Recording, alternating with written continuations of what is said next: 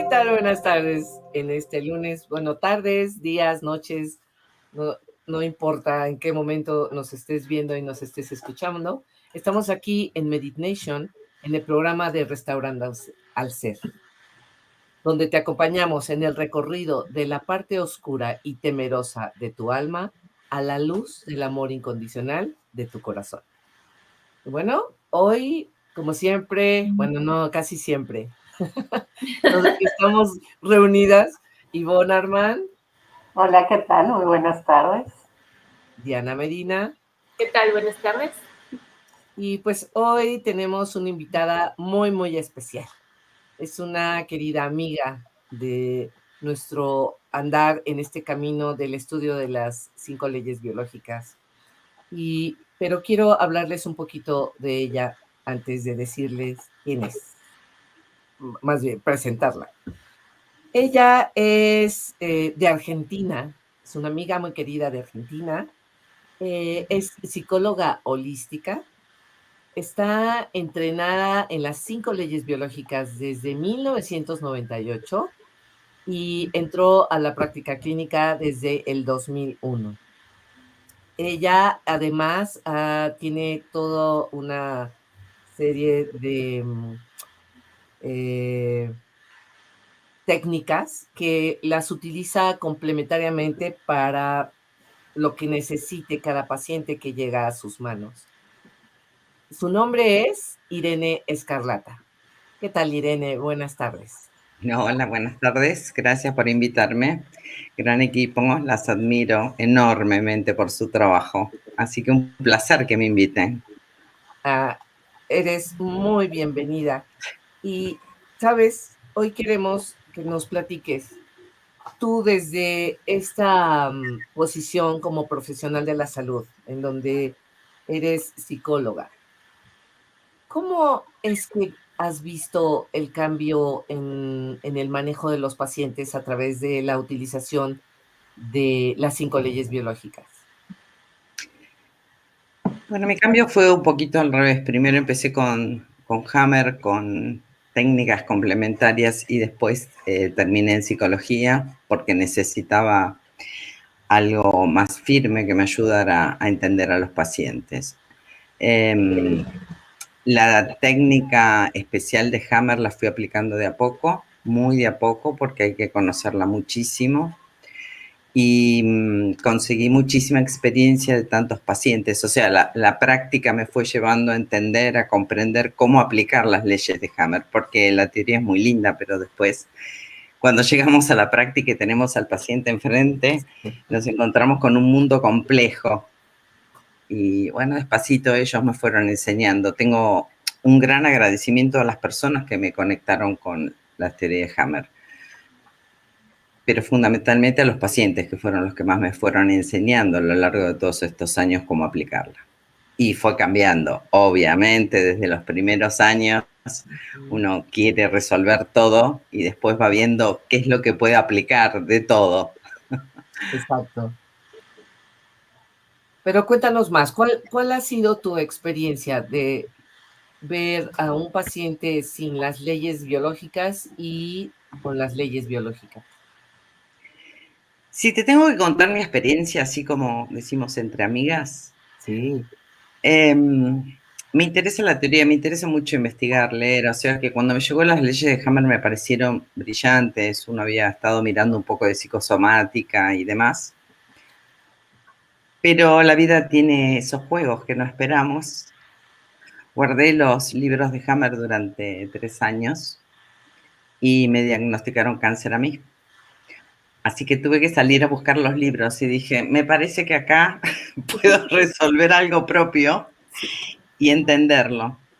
Y para mí fue hiper esclarecedor cómo manejé no solo la situación, sino cómo manejé mi manera de ver lo que iba a hacer, cómo hablar con los médicos, desde dónde hablaba. Bueno, y aquí estoy, así que fui mi primera paciente en realidad, fui con la experiencia propia, arranqué. Y a partir de ahí, tanto la persona, el médico que me había atendido, que quedó admirado por cómo resolví la situación, y las personas conocidas empezaron a preguntarme, a consultarme, a ver cómo podía ayudar. Y el cambio fue de, como te decía antes, el cambio fue de lo lineal, del conflicto a la resolución, empezar a comprender que la mente del ser humano es hipercompleja, que estamos atravesadas por infinitas variables, que hay muchísimas cosas para resolver. Yo a veces digo, yo no sé si me pasa a mí solo, pero yo creo que tenemos 20 conflictos por día más o menos. Creo, por lo menos o mi vida es muy desordenada y yo tengo 20 conflictos por día, de los cuales con suerte resuelvo 10, que hago epícrisis de noche. Algunos no los resuelvo, algunos se cronifican. Entonces empecé a comprender que se puede acompañar en la comprensión de la vida misma con las leyes de Hammer. En esos conflictos, en esos momentos de estrés, cuando resuelvo la situación, qué es lo que me está pasando, qué resolví, qué no resolví, ya no trabajo tanto apuntando al conflicto inicial que desarrolla la patología, sino al acompañamiento del paciente en su padecimiento diario, no sé, algunos son como yo y me consultan. Que fíjate que espero que no molesten mucho mis perros, pero lo extraordinario es que tú, como nosotras, has vivido la experiencia, has atravesado este trabajo que se requiere para salir adelante cuando tienes un diagnóstico del tamaño que tú lo tuviste, ¿no? Y eso yo creo que es lo que hace más, pues, enriquecedor la forma en que tú puedes asistir a un paciente. Sí, perfecto, Eugenia, estoy totalmente de acuerdo con vos. O sea, yo digo, yo viví la experiencia, yo los comprendo a los pacientes, porque a veces yo siempre trabajo, como soy psicóloga, siempre trabajo acompañada de médicos hamerianos. Y yo los veo como muy lineales, ¿no? En general, no tengas miedo, hace esto, modifica la situación. Y yo los comprendo desde la vivencia, desde la experiencia. Es tan difícil no tener miedo. Claro. Casi imposible, ¿no? Imposible, claro. Yo recuerdo que los primeros seminarios, empecé a dictar seminarios en el 2005, siempre pongo la frase de Hammer que dice, como te voy a acompañar sin miedo y sin pánico. Y hace poco la cambié y puse, te voy a acompañar sin pánico, porque el miedo es inherente al hombre, es imposible. Entonces yo los comprendo desde la vivencia, es lo que fue luchar porque había que cambiar el paradigma de los médicos, contradecir lo que decían, afirmarte, yo les enseño cómo afirmarse y cómo pararse frente al médico para pedir las cosas, cómo trabajar sus miedos, porque los entiendo terriblemente, la cabeza llena de circunstancias personales, con 38 tratamientos alternativos que te ofrecen, con el temor de todos los temores, porque son muchos los que aparecen. Y yo tal como decís vos, Eugenia, los acompaño desde mi experiencia. Para mí fue lo más enriquecedor. ¿Sí? Sí. Claro. Ivonne, Diana. Pues sí, a mí me parece que la experiencia de todas nosotras ha sido así, ¿no? Decíamos antes de entrar al programa, ¿no? Que esos libros llegaron a ti, quién sabe por qué, ¿no? No sé. Que igual fue para mí, ¿no? Llegó un libro que ni siquiera era de Hammer, pero mencionaba Hammer y que llegó por alguien que ni al caso, ¿no? O sea, no, esa persona por la que me llegó el libro ni siquiera lo ha leído, ¿no? Entonces es como, bueno, era algo que yo ya traía listo para que llegara a mí, para yo transitarlo, ¿no? Y lo primero, por lo menos para mí también fue transitarlo yo, ¿no? Y creo que esa ha sido, por lo menos en el grupo de estudios que Luis Felipe formó, ¿no? Y que en el que nos conocimos, y que éramos un montón, ¿no? Éramos, no sé, ¿qué? 20 o 30, ¿no? 30, más de 35 éramos. Ajá.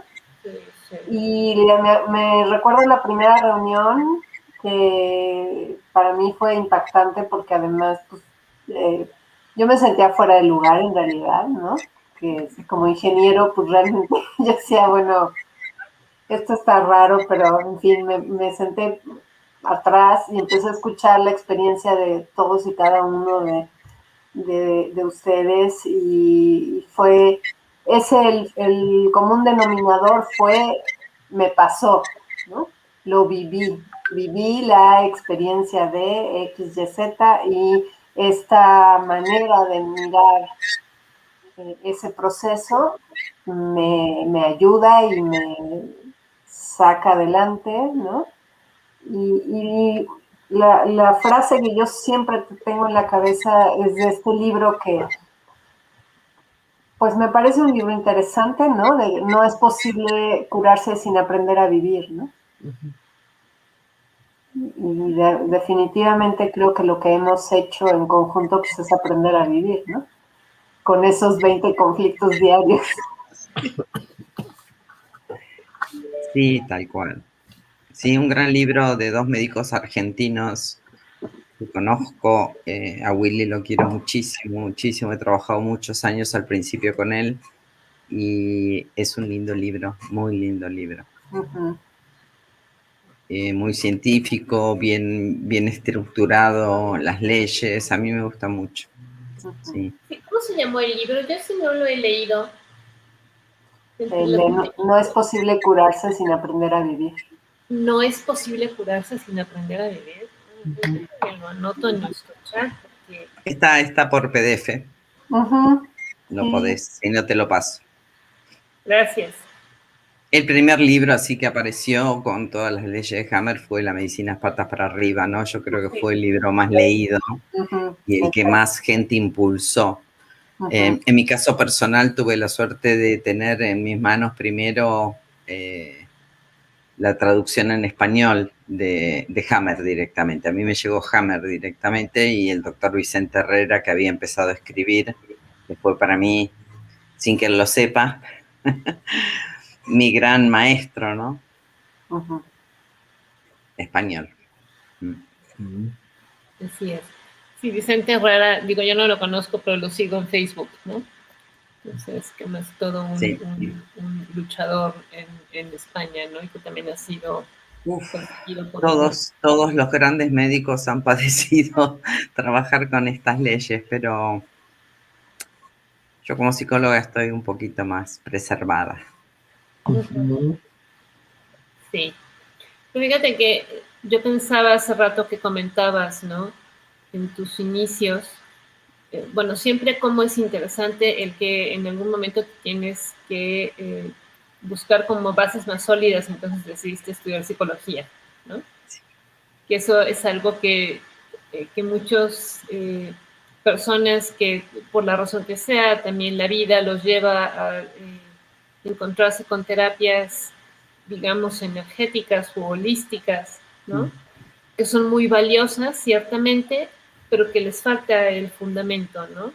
Entonces, siempre como es importante el poder tener una diversidad de herramientas, ¿no? Pero también con un conocimiento bien fundamentado, ¿no? Y no criticar o no, digamos, desvalorizar, ¿no? Las formaciones académicas, ¿no? Tanto en medicina como en psicología, creo yo, ¿no? Entonces... Sí, para mí fue importante, para mí fue muy importante. En realidad yo vengo como Ivonne de ciencias exactas, pero bueno, después desarrollé toda la parte terapéutica, me encantaba. De chica decía que quería ser química y psicóloga y me miraban con cara de loca, pero siempre me gustaron las dos. Siempre me gustó investigar. Ahora reconozco que es más fácil investigar en un tubito de ensayo que una mente humana. Bueno, me quedé acá, me quedé de este lado, me encantó. Empecé con muchas técnicas complementarias, trabajaba mucho realmente y daba muchas conferencias. Y no me sentía responsable frente al paciente como ciencias exactas, atender terapéuticamente. Y fundamentalmente cuando empecé también a dar los seminarios, ¿no? Donde yo tenía que informar a médicos y a profesionales. Bueno, me pareció como que yo necesitaba hacerlo por mí, por mi seguridad, por la responsabilidad frente a las personas que atendía, conocer las bases teóricas del aparato psíquico de la persona que estoy ayudando, para mí es importante, fue importantísimo y lo sigue siendo. Sí. Sí, hice el camino al revés, ¿no? O sea, empecé desde las ciencias exactas, después me metí en el esoterismo más profundo, en las técnicas complementarias, utilizaba los conocimientos de energía aprendidos en física para entender cómo era el Reiki, por ejemplo, me encantaba entenderlo desde ahí. Y después terminé en la universidad, que me encantó, me pareció fascinante integrar conocimientos. Y sí me gusta la investigación, o sea, investigo muchísimo el tema de Hammer, muchísimo. Claro. Irene, ¿y cómo es el abordaje con los pacientes? Porque si las personas que ya han visto nuestros videos, hemos explicado cómo va una fase activa o fase de estrés y cuando le tiene un evento inesperado, ¿no? Agudo, dramático la persona, y después cuando entra a la fase de curación o vagotónica, ¿no? En donde ha solucionado ese evento. Pero, ¿qué pasa? Porque se quedan atorados en alguna de las 3 fases de esta fase de solución. O sea, ¿cómo los abordas? ¿Cómo les explicas esto de las 5 leyes biológicas? Ok, desde la psicología aprendí, desde algunas ramas, ¿no? Más que nada la sistémica, aprendí que se puede hacer psicoeducación con el paciente, que el paciente comprenda lo que le sucede. Entonces, con ese conocimiento y estudiando a Hammer y entendiendo fundamentalmente que somos seres biológicos, que somos una especie biológica y que las leyes naturales nos cruzan y nos atraviesan, empecé a desarrollar lo que yo llamo bioeducación. Es decir, voy enseñándole al paciente a ver qué síntomas tiene, cómo se siente, si duerme, si no duerme, si come, si no come, si está preocupado, si no está preocupado. Y entonces le voy explicando la primera fase, en qué fase está, la segunda ley, cómo es la segunda ley. Yo tengo el diagrama de la segunda ley sobre mi mesita donde atiendo. Entonces les muestro la lámina, les explico cómo trabaja su sistema nervioso autónomo, y eso les da mucha tranquilidad porque van comprendiendo lo que les pasa, ¿no? Claro. Saber, después les explico en mi bioeducación la primera ley fundamentalmente, donde, bueno, que sepan la relación que existe entre todos esos conflictos biológicos, las preocupaciones, la vida misma que nos lleva a situaciones de estrés y cómo eso puede repercutir en el cuerpo. O sea, yo creo que es uno de los trabajos más importantes, lo que yo considero la bioeducación. Y como somos seres intelectuales, cuando comprendemos, calmamos el miedo, porque necesitamos comprender. Entonces, el paciente cuando entiende, se relaja, un poquito se relaja. Miren, si me permiten, les voy a contar un caso de una compañera nuestra, una persona muy querida, que es de Colombia. Y a pesar de que nosotras conocemos, también nos metemos y nos equivocamos y nos desviamos un poco del camino en el medio de la preocupación, ¿no? Y ella me decía el otro día, estoy preocupada porque estoy como procrastinando, no tengo ganas de hacer nada, estoy pasando el día sin poder concentrarme. Y, ok, alerta, ¿estás procrastinando o estás en vagotonía? Es decir, a ver, ¿resolviste algo? ¿No resolviste algo? ¿Qué resolviste ayer? ¿Qué resolviste el día anterior? Ah, sí, de todas estas dificultades que solemos tener, resolví esta situación. Bueno, ok. Y eso tranquiliza porque uno enseguida se carga con estoy cansada, seguramente estoy deprimida. Todo el tiempo consultan la vagotonía por la depresión. Estoy procrastinando, no puedo concentrarme. Entonces, hacer todo ese proceso de psicoeducación con cualquier paciente, porque se lo enseño a todo el mundo, aunque no venga a consultarme por Hammer, da mucha tranquilidad. Eso es un trabajo maravilloso que podemos hacer. Les muestro la lámina, les enseño la primera ley, les enseño la segunda ley, les muestro en qué proceso está, en qué momento está, la calidad de síntomas que puede tener. Ese es un gran trabajo, lindo trabajo, ayuda mucho. Y no estás directamente trabajando en el conflicto inicial, porque si la verdad que ya está cansada, deprimida, como dicen, vienen porque están cansados, agotados, deprimidos o procrastinando. Bueno, ok, estás en vagotonía. Entonces, ¿qué resolviste? Ya está lo que resolviste. Ahora, ¿cómo hacemos para que vos transites estos síntomas con tranquilidad? Entiendas que es un periodo, entiendas cómo es el proceso. Eso es bárbaro. Se ayuda muchísimo desde ahí. Y esto también ayuda también a los pacientes que tienen dolor, porque en nuestra experiencia, los pacientes con dolor es casi como el miedo, ¿no? O el dolor incrementa el miedo y entonces no podemos hacer nada. Pregunta capciosa, vamos directamente a mi gran tema. El dolor no espera, otra gran discusión, ¿no? Con muchos médicos. Sí, es fundamental trabajar el dolor, pero fundamental trabajar el dolor. ¿Estás en fase de vagotónica? ¿Tenés síntomas? Bueno, primero trabajemos el dolor.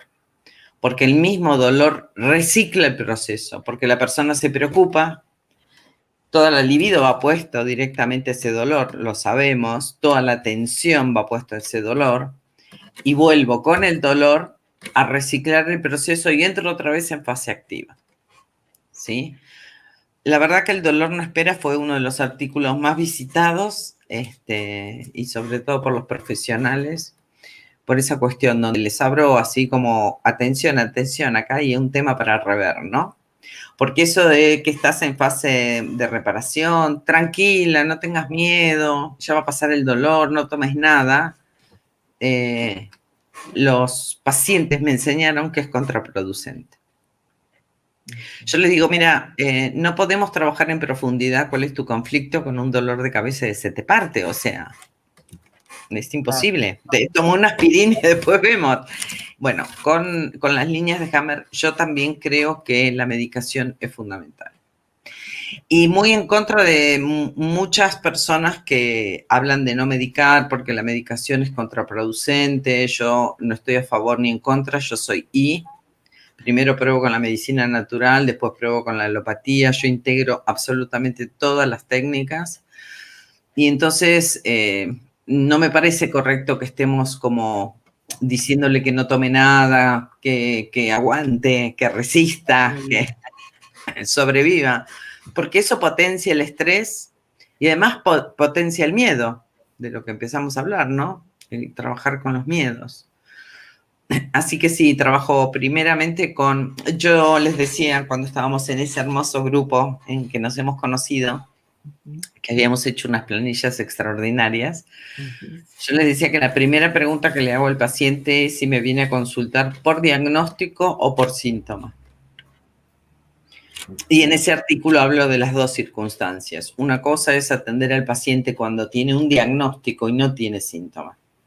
Porque ahí estamos trabajando con un fantasma, digo, ¿no? Trabajamos con un fantasma que viene dentro de una bolsita llena de estudios, ¿sí? Y trabajar con ese fantasma, qué representa ese diagnóstico, qué es lo que sabe, qué es lo que lo asusta. Vamos por ahí. Ahora, cuando el paciente aparece con un síntoma, abordo la situación totalmente desde otro lugar. Primero es la clínica. Consultaste a un médico, tenés los estudios, estás tomando algo para suspender o disminuir el dolor. Entonces empezamos a trabajar, y yo empiezo a trabajar el dolor primero con ellos. Claro. ¿Se entiende? Como estas dos vertientes para mí fundamentales. Sí, es que con dolor no hay forma, o sea, el cerebro no funciona adecuadamente, ¿no? No hay, y el miedo, ¿no? El dolor y el miedo también son dos factores que van muy de la mano, ¿no? Mientras más alto el miedo, más alto el dolor también, ¿no? Entonces, pues Sí. no hay forma no hay teoría alguna que pueda lidiar con eso, ¿no? Mira, casualmente estoy trabajando con una niña que ha tenido procesos, niña de 40 años, que tuvo un proceso difícil con mucha sintomatología y estaba con mucho miedo. Y la primera vez que me consultó le dije, mira, a mí me parece que lo que tenemos que trabajar es tu miedo emocional. Tenemos que reconocer que una cosa es el dolor físico y otra cosa es el miedo que produce el dolor emocional. Esta semana casualmente me decía que en este proceso que fuimos haciendo, ella esta vez transitó el dolor y se dio cuenta de la diferencia que hay entre el dolor físico y el dolor emocional cargado de miedo. Y lo vivió. Y me decía, en este momento te lo puedo decir desde la experiencia. Es otro mundo. Como nos puede pasar seguramente a nosotras, que traemos muchos años de experiencia en esto, de cómo transitamos nosotros un dolor, una pérdida. Lo transitamos seguramente de otra forma. Totalmente, cambia la perspectiva, ¿no? Definitivamente el conocimiento de las leyes biológicas te lleva a transformarte en tu filosofía de vida, ¿no? Más allá de que sea una cuestión que te ayude a sanarte mejor de tus síntomas físicos, es una filosofía de vida que te transforma y hace entonces que a la larga tus síntomas puedan ser reducidos, ¿no? No tan intensos, que no quiere decir que no estén, seguirán estando los síntomas porque sigo estando viva, ¿no? Sí, sí, y sigo estando viva y además cómo vivo, la calidad de vida que tengo cuando entro en miedo, pánico, eso exacerba el dolor y la calidad de vida es terrible, ¿no? En muchos aspectos. Esta chica me decía precisamente eso, o sea, la diferencia en su experiencia fue abismal, porque es esto que decías vos, Ivonne, o sea, el miedo está unido al dolor y es lo que yo llamo dolor emocional y acrecienta muchísimo el temor, el dolor da más miedo, el miedo da más dolor y entran en un circuito que no pueden salir. Yo le digo, bueno, ojalá algún día pueda llegar a vivir cualquier síntoma, ¿no? Yo digo, hasta hemorragias que no representan tranquilo. Y bueno, y en mi vida complicada, que 20 conflictos por día, algunos se hacen crónicos, yo algunos realmente no los he podido resolver. Pero por eso ya no me preocupa la resolución del conflicto, me preocupa la calidad de vida desde la teoría de Hammer, de cómo vivo esos síntomas, ¿no? Esto que decís, y bueno, o sea, te cambia la perspectiva de la vida. Te cambia la perspectiva de la vida. Ojo, nosotros, yo coincido con ustedes, que somos seres integrales y consideramos el cuerpo, la mente y también el espíritu, el alma, el proceso álmico en desarrollo y evolución. Es realmente una evolución inmensa en el proceso del alma. Así es. Me parece mentira, uno empieza a leer los primeros escritos, Hammer era muy estructurado en sus primeros escritos y después él también fue introduciéndose en esta mirada más integrativa del ser humano y llegó a su quinta ley cuando habla de la quinta esencia y habla de todo lo que representa estas leyes, ¿no? Y todos fuimos haciendo ese camino desde lo lineal, conflicto, resolución, a ir integrándolo en nuestra forma de vida, en nuestra calidad de vida y en comprender. Y comprendiendo, vuelvo, nos baja el temor, muchísimo, muchísimo.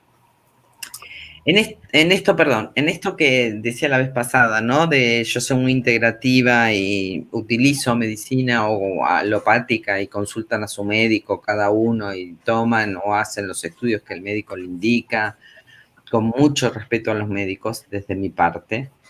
Yo les digo, no se olviden que realmente Hammer era alópata. él no era ni homeópata, ni naturista, ni naturópata, ni era alópata. Y en sus libros dice exactamente cómo dar un corticoides, por ejemplo. Cómo hacer un endovenoso, ¿no? O sea, vos, Eugenia, me puedes ayudar más en todo eso, pues aparte lo hacen mis médicos que me acompañan, pero ¿por qué tratar de sacar o convertir a la alopatía en algo terrible si estamos hablando de Hammer y los descubrimientos de Hammer, y Hammer era alópata y él utilizaba medicación? No entiendo dónde se hizo ese cambio tan abrupto, ¿no? Yo creo que viene de malentender las reglas, ¿no? Malinterpretación de reglas, porque efectivamente los medicamentos ayudan mucho, sobre todo cuando estamos hablando del dolor. Nosotros lo hemos vivido con las pacientes cuando tienen dolor y cuando se les quita el dolor. ¿Cómo es su proceso? Cambia, se relajan, su cuerpo empieza a funcionar de otra manera. Y qué bueno también que tocas este punto, Irene, de que tenemos 20 conflictos o quizás más o algunos menos, ¿no? Y que no todos se resuelven, porque habrá alguno en que no se va a resolver y nos vamos a ir de este plano sin haberlo resuelto. Y así está bien. Y quizás, no sé si les pasó a ustedes, en que cuando empezamos el estudio de las 5 leyes, ¿no? Pues todo el mundo quería resolver el conflicto, ¿no? Y ya, resuelve el conflicto y se acabó todo y ya estoy feliz y voy a ser eterna. Pues no, o sea, sí soy eterna como alma, ¿no? Pero este cuerpo físico no es eterno. Entonces, es muy importante que aprendamos esa parte. A veces los pacientes llegan y de antemano sabemos que no van a salir, ¿no? De ese diagnóstico, no van a salir de ahí, pero la forma en que se van a ir va a ser totalmente diferente que si continuaran con un programa de tratamiento convencional, ¿no? En donde están aterrados, en donde se sienten solos, no hay quien los acompañe, ¿no? Aunque esté la familia ahí juntos, todos aterrados junto con el paciente, ¿no? Entonces es terrible, pero y yo he estado pugnando, por lo menos aquí en mi casa, de que si en algún momento ya me toca irme, a mí me dejen aquí en mi casa, ¿no? Como antes, la gente moría en su cama, en su recámara, por muy grave que estuviera, ¿no? No entubado, agujas por todos lados, ¿no? Catéteres por todos. No, no era así.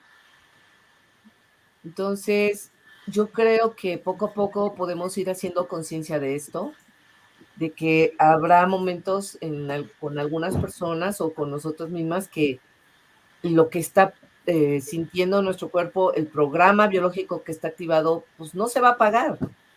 Pero como tú haces, ¿no? Logras vivir con ello y tienes una gran calidad de vida. Claro. Yo creo que aquí también es importante lo que mencionas al principio, Irene, de educar, ¿no? Educar, en nuestro caso, bueno, intentamos educar más allá, ¿no? No solo al paciente que está enfrente de nosotros, que ya llegó, sino precisamente este tipo de transmisiones, ¿no? O seminarios o cursos que podemos ofrecer para ir educando a la gente, ¿no? Que hay una idea que leí en algún libro y me gusta mucho, que es hazlo cuando no importe, para que cuando importe ya esté ahí el concepto, ¿no? O sea, ahorita que me siento bien, que estoy a gusto, que todo lo estudio, lo leo, lo entiendo, ¿no?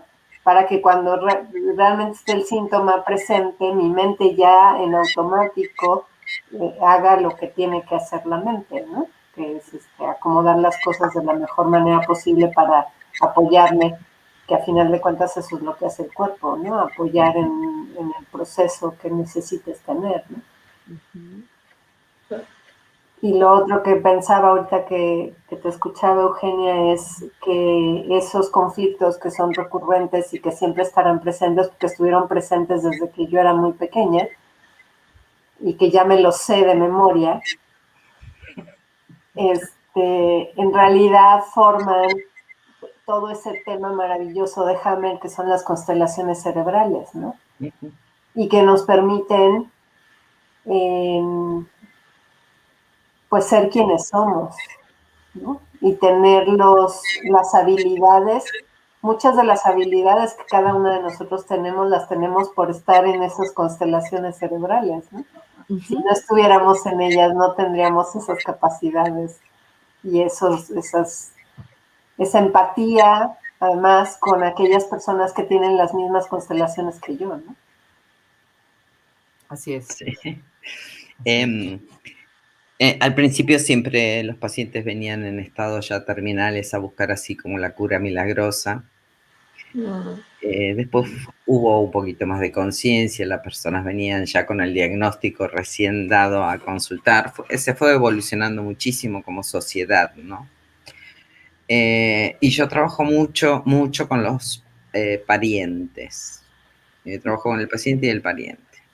Todos los parientes que me quieren consultar, las reuniones son con los parientes, porque, a ver, es cómo transitamos este momento que este emergente de la familia está viviendo. Y por supuesto la mayoría, muchos casos, son los hijos jóvenes que leyeron, estudiaron, tienen toda la conciencia hameriana y traen a los padres que no entienden de qué le están hablando el hijo y menos de lo que yo les hablo. Pero yo le digo, como decís vos, Ivonne, yo le digo, esto es un gran aprendizaje. No sé si tu padre va a poder hacer este aprendizaje en este momento con la edad que tiene y con la conciencia que tiene, con la evolución que tiene y el diagnóstico que tiene.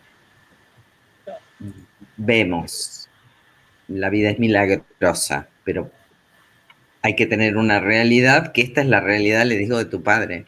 Pero esto es un gran aprendizaje para vos, porque ahora, joven, con pequeñas dolencias y viendo lo que le pasa, vos podés aprender un montón. Para ese momento, como decís vos, Ivonne, ¿no? Para ese momento que lo necesites, vos ya tenés la conciencia adquirida. Es casi, les digo, es casi como, este es un aprendizaje más para vos, joven, que para tu padre por ahí, ¿no? Porque como decimos, a ver, en el medio del tratamiento, con una conciencia diferente, con un diagnóstico terminal a veces que asusta, no podemos hacer grandes cambios de conciencia, para nada. No, es demasiado pedirle, pobres padres, no les queda tanto. Me recordaste de alguna lectura que hice de algún santo, ¿no? De alguna persona muy, muy, muy espiritual, muy así, ¿no? Que se enfermó de cáncer y que estaba muy mal, ¿no? Y alguien le preguntó, bueno, si eres un hombre de Dios, ¿no? ¿Por qué tienes este castigo, ¿no? Que está ahí presente. Y el hombre enfermo decía, no, si no, esto no es para mí, es para los que me rodean. Sí, tal cual. Muy tranquilo. También están todos los que están ahí a un lado.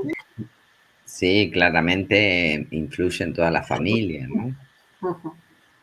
Y lo que decía Eugenia, y que es lo que parece que hoy más remarcamos, es entender esto. No sé si les dije ahora, pero siempre hablo, en los seminarios pongo una lámina de la cara de una cabeza de los Simpsons con un arbolito de Navidad dentro, ¿no? Digo, si a mí me sacan una tomografía computada ahora, van a encontrar un arbolito de Navidad llena de conflictos. ¿Cómo vivir con eso, no? Creo que es un tema que hoy apuntamos varias veces y es importante. ¿Cómo vivir con esos? Muchos conflictos he resuelto míos, miles. Alergia, hipotiroidismo, bueno, la patología en útero. Es decir, he ido resolviendo, pero otros no. O sea, poder diferenciar, ¿no? Esta cuestión de la mirada reduccionista, lineal, causa-efecto, resuelvo el conflicto sano y sano todo. Yo les digo a mis pacientes, ya saqué de mi diccionario la palabra sanar, curar, transmutar, transformar, que la vida vaya siendo, con dolor, sin dolor, con síntomas, sin síntomas, y cómo vivir una vida plena, a pesar del crecimiento evolutivo del alma con lo que le toque vivir, ¿no? Claro. Sí, sí, y cómo la calidad de vida cambia. Eso es fundamental. Decíamos en una de las reuniones que tuvimos, hablábamos del tema de prevención, que realmente no se puede prevenir el conflicto y que a los camerianos hablar de prevención mucho no les gusta. Entonces decía, me acuerdo en ese momento la doctora Romero que estaba con nosotros, decía como, bueno, ¿cómo le llamás prevención? Y ella me agregó que me encantó, prevención en el proceso. O sea, yo no puedo evitar el proceso, yo no puedo evitar el conflicto, yo no puedo evitar el síntoma, yo no puedo evitarlo. Ahora, ¿cuántas otras sintomatologías evito trabajando en el proceso desde las leyes de Hammer? Muchísimos, ¿no? Por ejemplo, pacientes, eso sí tengo muchísimos casos donde, bueno, han quedado solo con el primer diagnóstico, no han hecho lo que se llama metástasis. Claro. Que cada vez que, bueno, ahora empecemos a trabajar ya con los conflictos que aparecen. El miedo porque voy a dejar de trabajar, el miedo por la familia, la preocupación por la familia, la preocupación por el dinero, la preocupación por si me hago quimio o no me hago quimio. Ok, trabajemos con todo eso para prevenir en el proceso conflictos mayores. Y eso sí, se mantienen solo con un diagnóstico inicial. Eso es muy interesante también. Claro. Claro. Pero eso es como tú dices, o sea, ese prevenir en el proceso es aprender a vivir, ¿no? Sí, Y es claro. conocerte a ti mismo y entonces conocer también cómo funciona tu cuerpo y entonces observar tus relaciones, ¿no? Y cómo te sientes, ¿no? Cuando determinadas cosas suceden en tu medio ambiente familiar, ¿no? O laboral. Entonces, y bueno, es como este transitar efectivamente que ha sido similar pero distinto, vamos, único para cada uno de nosotros, pero que en realidad es similar porque es la experiencia de vida que te va llevando, ¿no? A lo que tienes que aprender, ¿no? Pues ahorita que las escuchaba yo decía, claro, o sea, yo llegué a las leyes biológicas después de la muerte de mi madre con un diagnóstico de cáncer. No porque haya muerto de cáncer, ¿no? Pues es otra historia que ya después uno entiende, ¿no? Pero al final yo no estaría aquí de no ser por eso, ¿no? Porque, digamos, después de la muerte de ella te viene el fantasma de, es que a ti también te puede dar cáncer, ¿no? Porque entonces es directo, ¿no? Y entonces la probabilidad es muy alta, ¿no? Y bueno, ¿no? Pero es como el cómo la vida te va llevando y esas experiencias, ¿no? Me fueron llevando, evidentemente, hasta descubrir las leyes biológicas, ¿no? 8 años después que tú, ¿no? Yo descubrí las leyes biológicas en el 2006. Pero sí. Ya todas aquí, por lo menos este grupo y el trabajo que hemos hecho en el grupo maravilloso que me permitió conocerlas, ha sido inmenso, ¿no? Un trabajo de traer los aportes nuestros, nuestra experiencia, de leer, de estudiar, de investigar, de trabajar juntos como trabajan ustedes, que me parece maravilloso. Hay mucha experiencia en este grupo, ¿no? Porque aprendimos de la experiencia propia, aprendimos de la experiencia de nuestros pacientes, pudimos aprender de nuestras propias experiencias, escuchándonos, saber qué te pasó a vos, cómo le haces vos, cómo lo resolves, cómo hiciste con esto, digo, esta cuestión de cooperar, ¿no? De cooperar y apoyarnos, y me parece que es un trabajo maravilloso el que están haciendo. Gracias, Irene.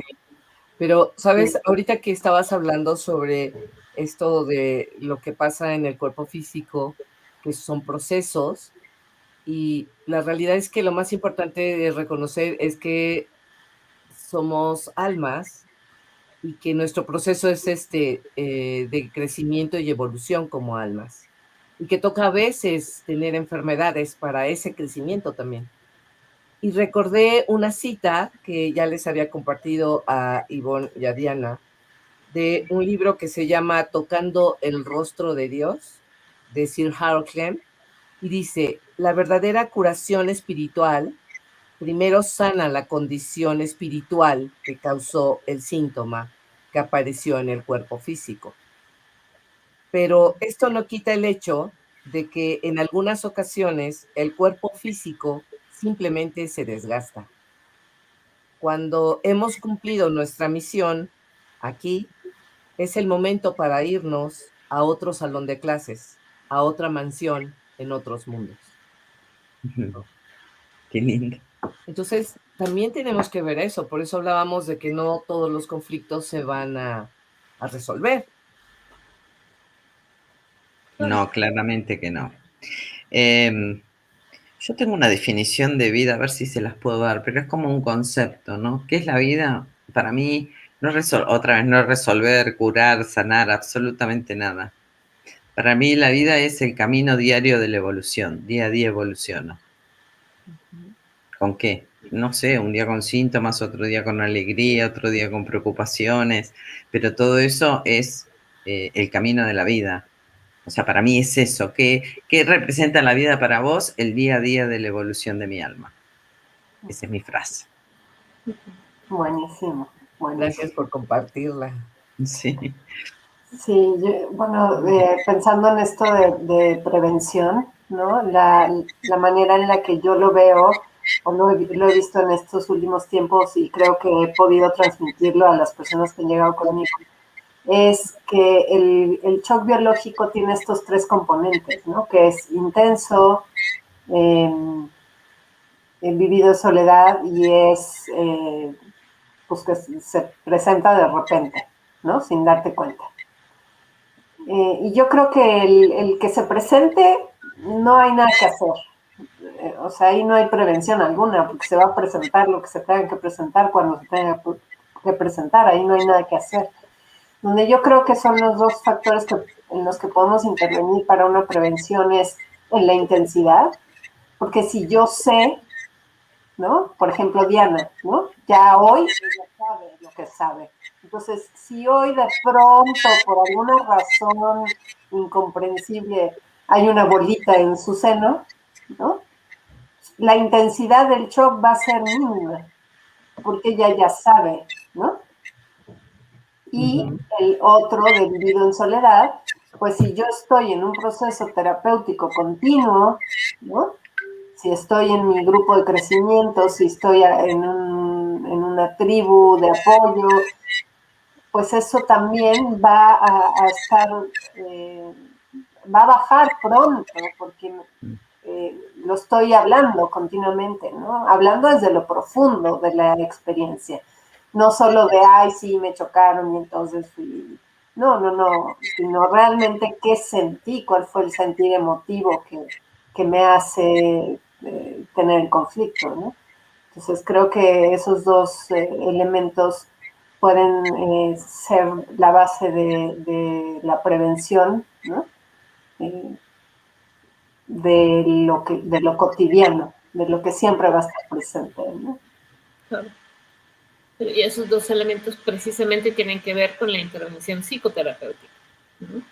Y con que la persona pueda aprender a distinguir, porque también las psicoterapias, digamos, la psicoterapia tradicional, ¿no?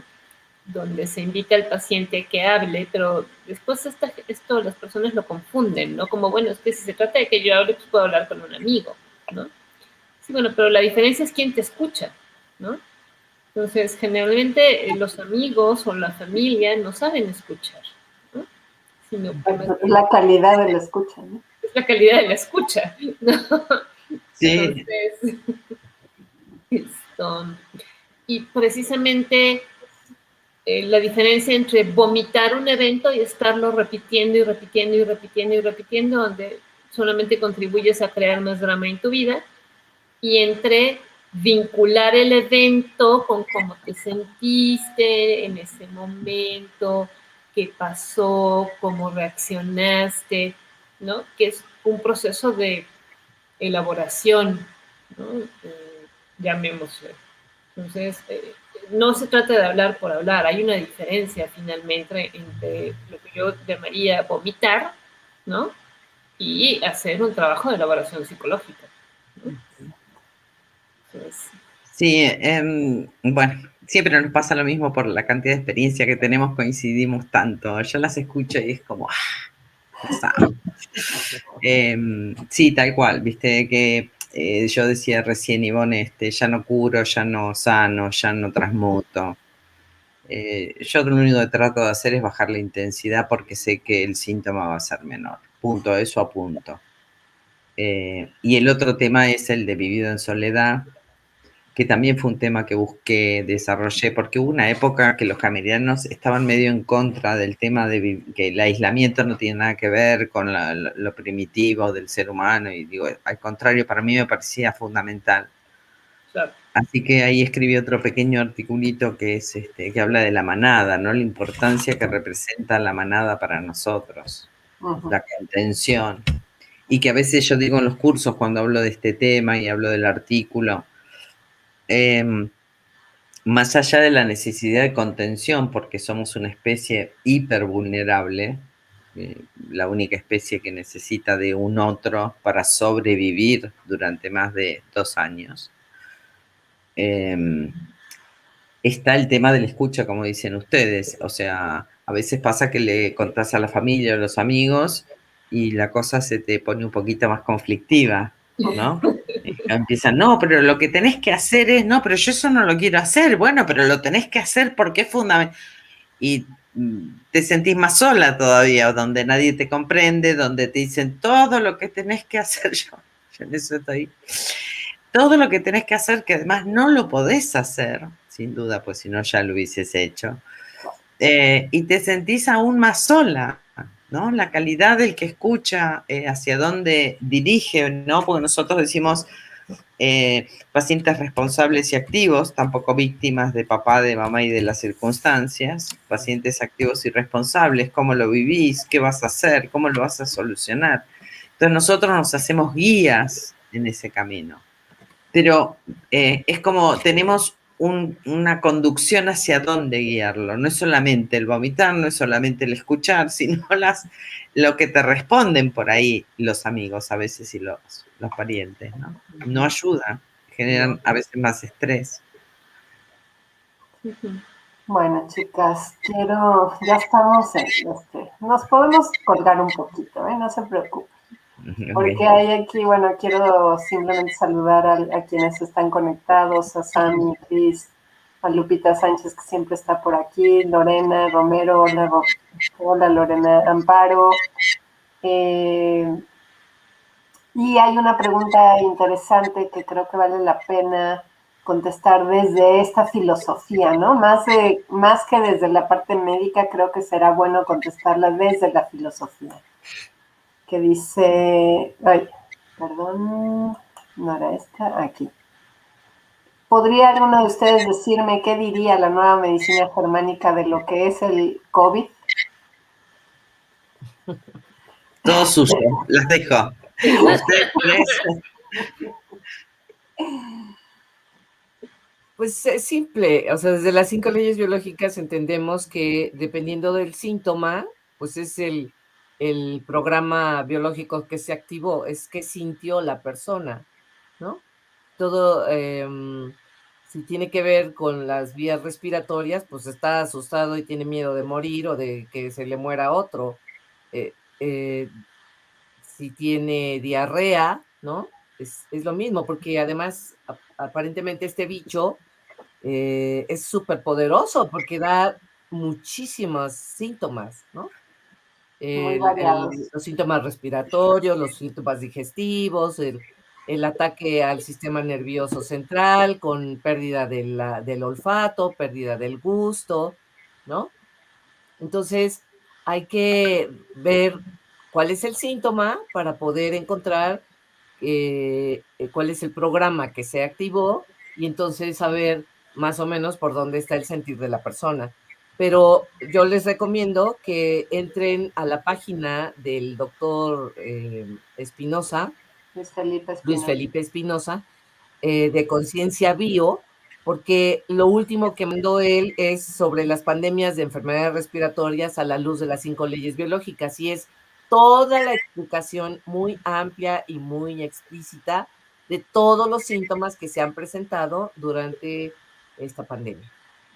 Yo invito a Jenny, ¿no? Jenny, Sí. que revise en la página, así está el título, sobre las pandemias de enfermedades respiratorias a la luz de las 5LB, y vienen todos los síntomas, no solo los respiratorios, y te explica claramente qué es. Claro. Digo, yo nada más agregaría ahí que por sobre todas las cosas tiene mucho que ver la percepción que nosotros tenemos del COVID y el significado que le atribuimos. Y sobre esa base, qué tanto miedo le podemos tener o no, ¿sí? Y bueno, que como bien decía Irene, mucho del miedo se reduce o se libera con conocimiento, ¿no? Entonces, entre mayor conocimiento tengas, ¿sí?, tu mente tiene más claridad y entonces puede lidiar mejor con la respuesta emocional del temor. Entonces, yo te invitaría también a que busques información médica.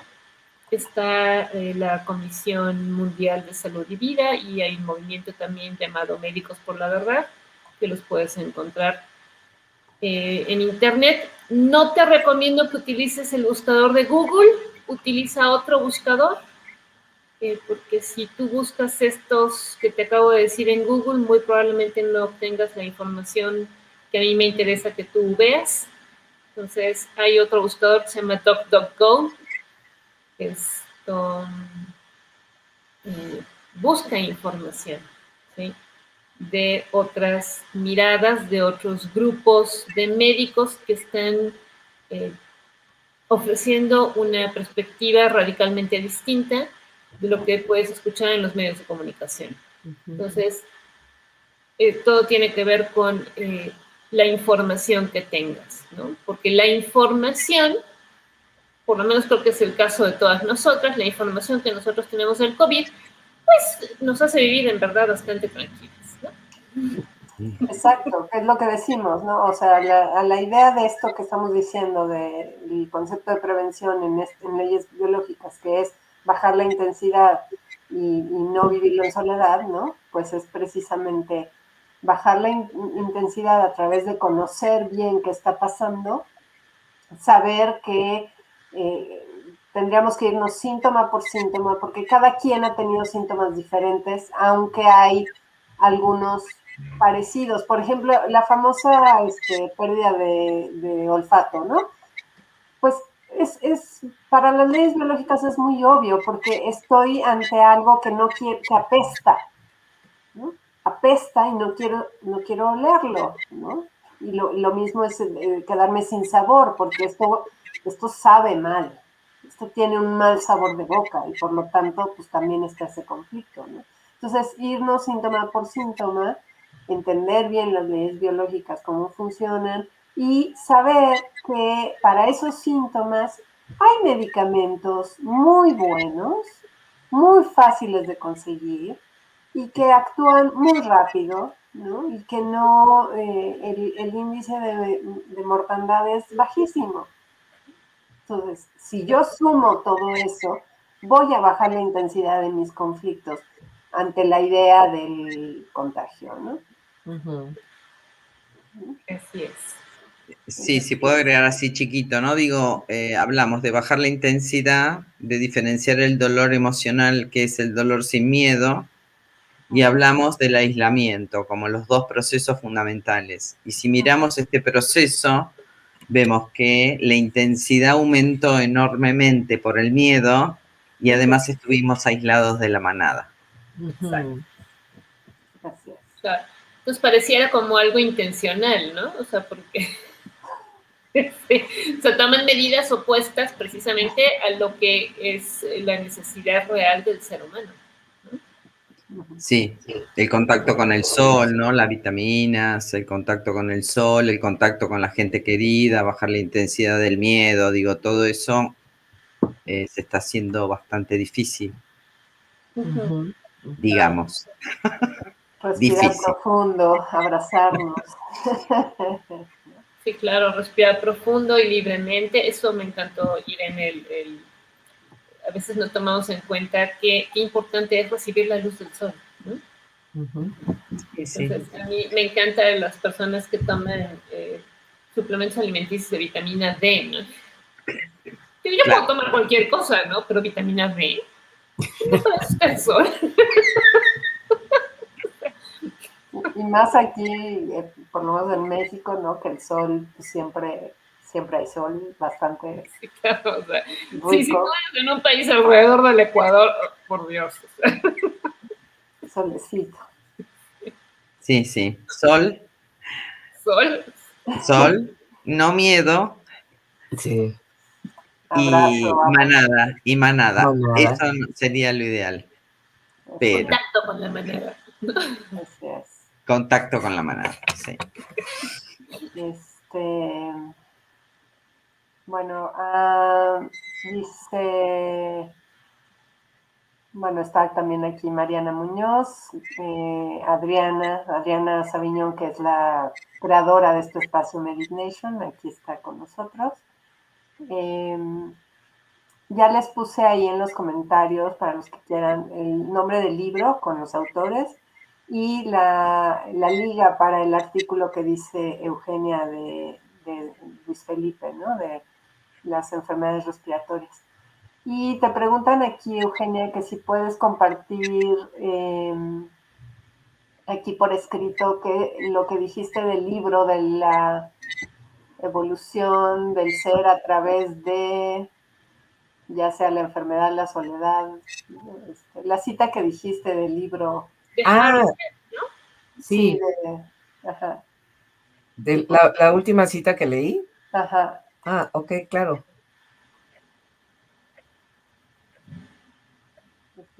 Harold Kemp, no, Kemp, ¿no? Harold Klemp. Harold Kemp. Klemp. Si la puedes escribir aquí en el, Sí, le voy a poner chat. el... Y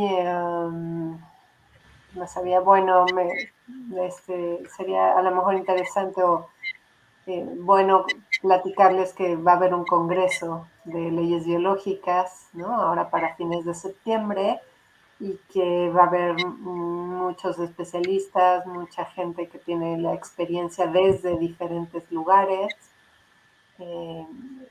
Va a participar Irene, va con una ponencia, entonces les pongo aquí también la liga para que se inscriban a este congreso, va a ser en línea y lo organiza un grupo de chilenos, ¿cierto, Irene? Sí. Así es, entonces, bueno, ahorita les pongo bien el dato.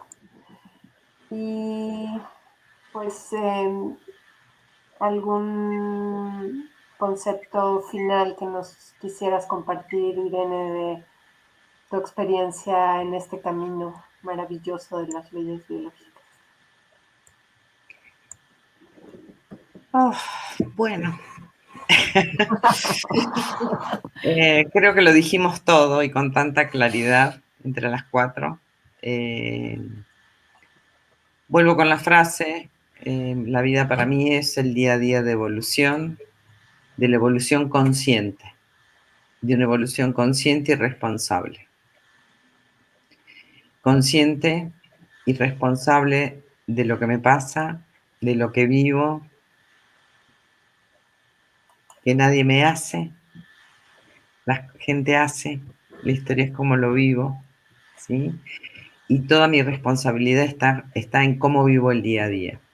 Y las 5 leyes biológicas me ayudaron a vivir un día a día pleno, con las dificultades, con los conflictos, con los síntomas, con ¡ay, que duele! ¡Cómo duele! Pero esa sería como mi conclusión. El día a día de la evolución del alma, en un proceso responsable y activo de mi vida.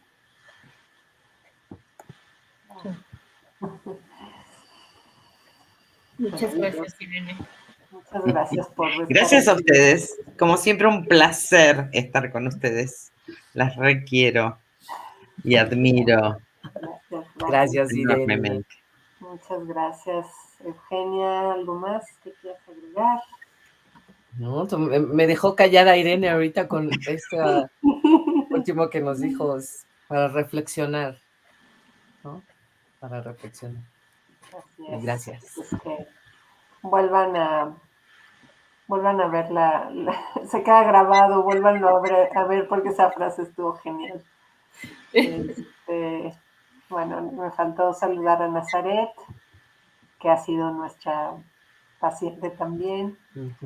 Erika, muchas gracias por el espacio, también a Meditation y pues un placer estar como siempre aquí con ustedes cada lunes y pues nos vemos el próximo lunes por este mismo canal. Sí. Gracias. Pero recuerden seguirnos en nuestras redes, por favor. Estamos en Telegram como Restaurando al Ser, en Facebook también como Restaurando al Ser, en nuestro sitio web restaurandoalser.com.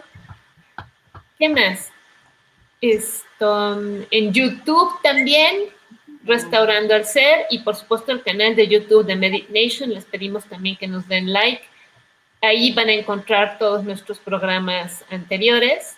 Y pues bueno, les pedimos que nos ayuden y compartan esto pues, a un mayor número de personas, porque al final del día lo estamos haciendo precisamente para bioeducar a las personas. Te lo cedo. No, y mientras más personas lo sepamos, pues mejor, porque las manadas van a estar mejor conformadas, ¿no? Sí, con menos miedo las manadas. Acabamos de sacar nuestro tercer video de la quinta ley del Dr. Hammer, ¿no? Búsquenlo ahí, está en YouTube, en Restaurando al Ser, en la lista de leyes biológicas. Entonces, véanlo y compártanlo. Y también otra cosa que queremos es que nos pongan comentarios en los videos, porque nos sirve para nosotros saber qué quieren, qué están necesitando, ¿no? Y poderlas apoyar en todo momento. Bueno, sin más. Muchas gracias. Hasta luego. Gracias. Gracias.